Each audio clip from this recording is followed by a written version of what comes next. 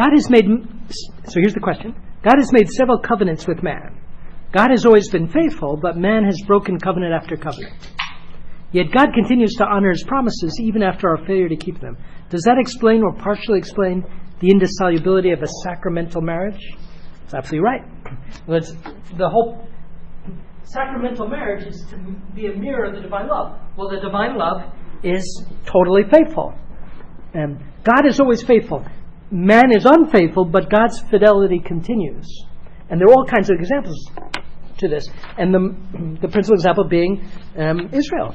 So every time the chosen people was unfaithful, God continued his fidelity despite the infidelity of man. And that's a type of mankind in general. In other words, each individual man and all societies are more or less falling from one infidelity to another with respect to God, but God remains faithful. And so marriage, in order to mirror the divine love, has to have that property of fidelity to the end. And so therefore indissolubility, yes, mirrors the divine fidelity. A beautiful example of this would be the fact of the chosen people. Are they still chosen today? And the answer has to be yes, because of the divine fidelity. So Israel is always chosen and doesn't stop being the chosen people, despite the fact that Israel as a society doesn't recognize her Messiah. But God's promises are irrevocable, right? And so marriage has to be similarly irrevocable. And that mission so for example, for Israel, that mission continues to exist. And it's a continual calling to precisely to recognize Christ. And so, yes, human infidelity doesn't annul the divine fidelity. And likewise, infidelity of the spouses doesn't annul their call to reconcile and start again.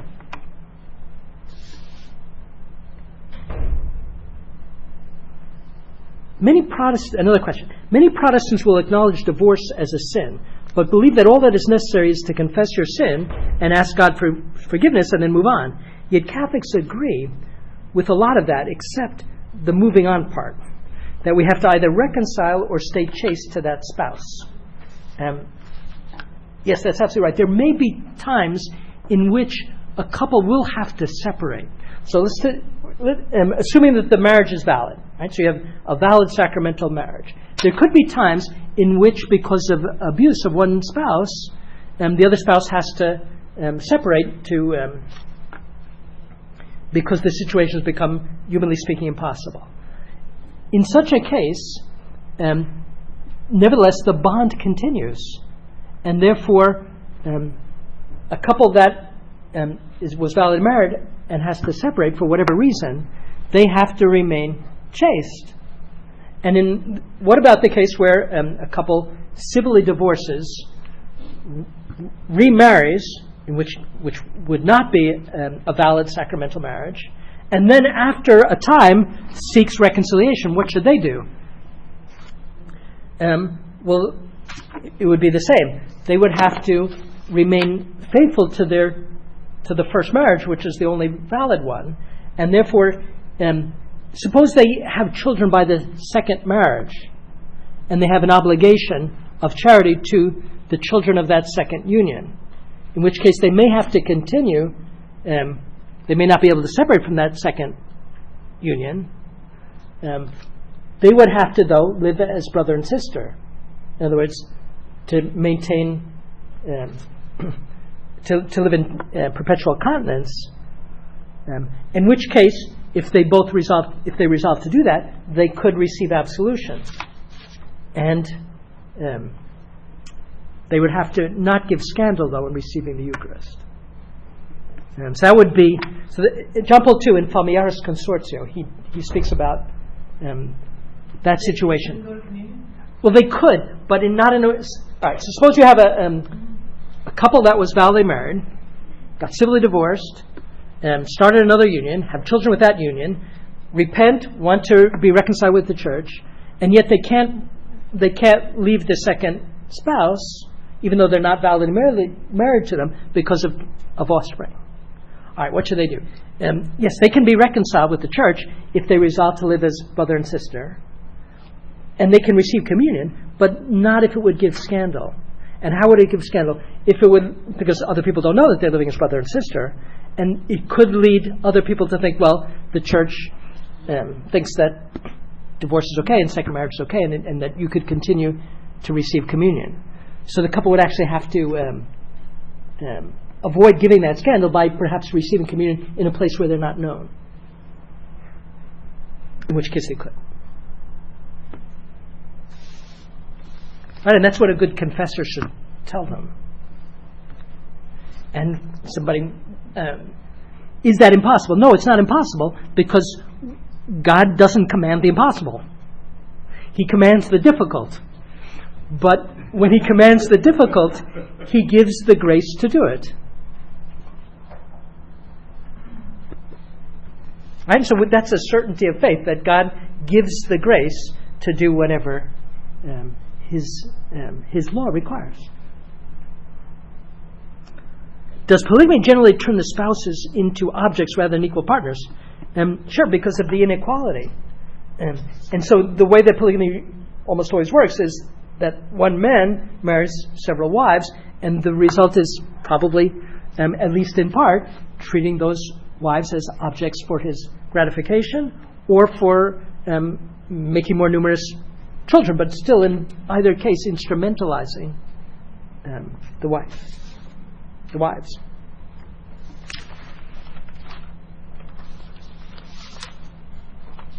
What is the state of possibility for a couple when one person gave themselves in a total self-gift but the other did not? Is this the basis for granting a degree of nullity? An annulment means that the marriage was never valid. And that means that there was a defect, and the defect could be either in the act of consent itself or in some obstacle, such as the lack of the canonical form. Let's go one by one. So, suppose one of the spouses didn't interiorly consent to being married. Obviously, that would not be a valid marriage. A valid marriage is produced by the mutual consent of the spouses to what marriage is. And so that means that the spouses have to be interiorly giving themselves and be giving themselves in an indissoluble way, and be giving themselves with at least the openness to life, not right from the beginning absolutely excluding it. And so if a spouse doesn't do that, then there would not be a marriage there. Another reason for a marriage being invalid is because there was another tie. So a person who's already married obviously can't enter into a new marriage as long as that previous bond still exists. Or a third reason could be that two Catholics seeking a civil marriage don't observe the canonical form without a dispensation. That would be another grounds for invalidity. So two Catholics getting married before a judge of the peace would not be a valid marriage. And so in all of those cases, the marriage would never have been entered into. Now, it could happen, though, that the couple makes a valid consent, but then afterwards, one of the spouses doesn't do all that the gift of self requires. Well, it happens all the time in greater or lesser extent. That does not make the valid marriage invalid. That's just a call to conversion. All right? You spoke of the sacraments of marriage in the consecrated state as enabling the individual to make him or herself a total gift to the other, either a human spouse or God. What about the individual who's neither married nor consecrated? Who does he give the gift of self to? Great question. Because that's a lot of people. All the people who are not married nor consecrated. Well, everyone is called to make a spousal gift to God. Right? So there's no exceptions there. Just as everyone is called to holiness, and so everyone is called to give a complete gift of ourselves to God. Now, those who embrace the religious state have embraced a state that aids them greatly in doing that. But the fact is that all are called to that. And so a single person, sure, has to consider himself giving himself to God, but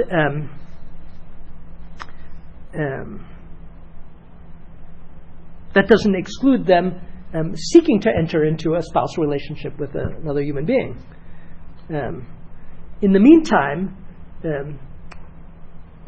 how should we answer this? Everyone, not only is everyone called to make the spousal gift, but everyone is called to exercise maternal or maternal gifts in relation to others. In other words, to exercise spiritual maternity, paternity. And so someone who's single it's not as if they're a man, their paternity is without any exercise. They're called to exercise spiritual paternity, and likewise for a woman, spiritual maternity in the single state. And the same thing goes for couples who can't have children. So I have that beautiful example of this in my teaching. I had a couple that came to do the program that I used to teach for, the Ave Maria Institute for Pastoral Theology, from Indonesia, and they couldn't have children, and they knew that God was calling them to exercise spiritual maternity, paternity, in some kind of apostolate. They didn't know what, but they knew that whatever it was, they would have to be formed first. So they came to this country and lived for 3 years to get this master's program, with the idea that they would use it somehow in some exercise of spiritual maternity, paternity. And a couple of years into the program, they started a website of Catholic answers in Indonesian language. And they now have 100 hits on their website every month. 100,000, excuse me, 100,000, that's a big difference. And and they get questions from Muslims, animists, Buddhists, etc. Another example is Warren Carroll and Ann Carroll. Warren Carroll founded Christendom College. Ann Carroll founded Seton School, which then became Seton Homeschool. And so they likewise couldn't have children. And so they exercised spiritual maternity and paternity in education. And so there are all kinds of ways that we can exercise spiritual maternity and paternity other than having biological children. And so everyone is called to maternity and paternity in that sense, spiritually.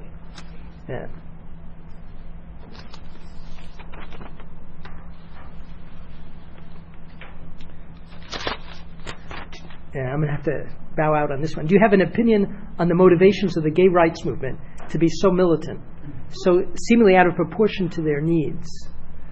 No, I can't answer that.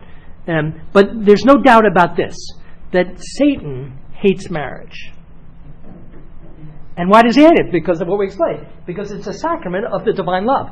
And so Satan is going to use all his arms against the sanctity of marriage. And it seems to me that this is one way by which he's doing that.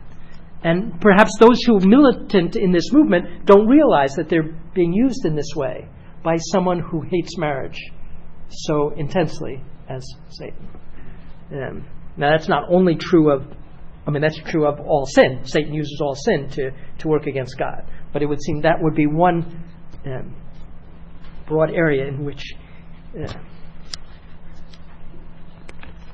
Okay. One last question. Male and female, he created them. But for Eve, he created her out of the rib of Adam, not out of nothing. How does that all fit in? So Adam is created, but Adam's not created out of nothing either, right? So both Adam and Eve are created out of something pre-existing. Adam from the dust from the virgin earth, and Eve from the side of Adam. And that's one way to understand that is it's typology. Typology is when, at the beginning, God does something that serves to be an image or type of something that's coming later. And we saw that marriage itself is a type of the divine love, and a type of Christ's love for the church. Well, the creation of Adam and Eve has something typological as well. Adam is created out of the virgin earth, And that is, Adam is a type of Christ, the new Adam, who's created out of the virgin womb of his mother. Eve is created out of the side of Adam.